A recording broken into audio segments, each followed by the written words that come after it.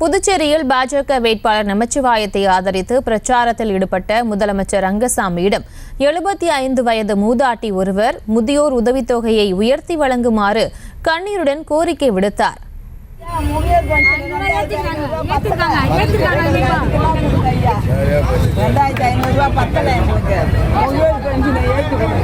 கடந்த ஆட்சியில் உதவித்தொகை பென்ஷன் 5 ரூபா உயர்த்தி கொடுக்கல. ஆனா நம்முடைய ஆட்சி வந்த பிறகு 500 ரூபாய் உயர்த்தி கொடுத்தது 26,000 பேருக்கு ஒட்டுமொத்தமாக கொடுத்திருக்கு புதுசா.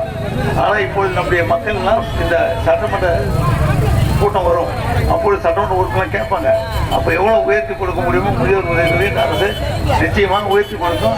இது ஏழை எளிய மக்களுடைய அரசு, முதியோர்களுடைய பாதுகாப்பு அரசு.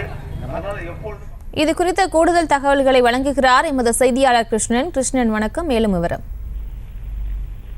புதுச்சேரியில் தேசிய ஜனநாயக கூட்டணி சார்பில் பாஜக வேட்பாளராக உள்துறை அமைச்சர் நமச்சிவாயம் போட்டியிடுகிறார்.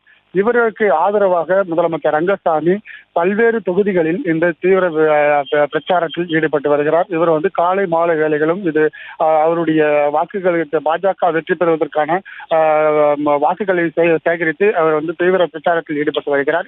இந்த நிலையில் இன்று உப்பளம் தொகுதியில் பிரச்சாரத்தில் மேற்கொண்டுள்ள முதல்வர் ரங்கசாமி பல்வேறு இடங்களிலும் சென்று அவர் பொதுமக்களிடம் பாஜகவிற்கு தாமரை சின்னத்தில் வாக்களிக்க வேண்டும் என பிரச்சாரத்தை மேற்கொண்டிருந்தார். அப்பொழுது சின்னமணிக்குண்டு அருகே பிரச்சாரத்தில் ஈடுபட்டிருந்த போது முதியோர் உதவித்தொகை கூடுதலாக வழங்கப்படும், ஏற்கனவே நான் தான் முதியோர் தொகையை அறிவித்தேன், கூடுதலாகவும் 500 ரூபாய் அறிவித்தேன் என தெரிவித்திருந்த போது கீழே இருந்த மூதாட்டி ஒருவர் 75 வயது மதிக்கத்தக்க மூதாட்டி என்பவர் 2,500 ரூபாய் நீங்கள் தருகிறீர்கள், அந்த 2,500 ரூபாய் எனக்கு போதவில்லை, தங்கள் பிள்ளைகள் நீங்கள் என்னை கவனிக்கவில்லை என்றும் அவர் கண்ணீர் மல்க அவர் முதலமைச்சரிடம் கோரிக்கை வைத்தார்.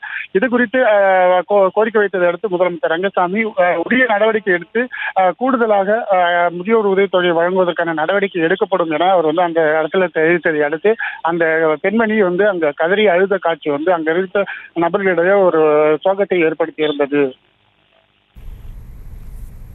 விவரங்களுக்கு நன்றி கிருஷ்ணன். செய்திகளை உடனுக்குடனும் துல்லியமாகவும் தெரிந்து கொள்ள சப்ஸ்கிரைப் பண்ணுங்க.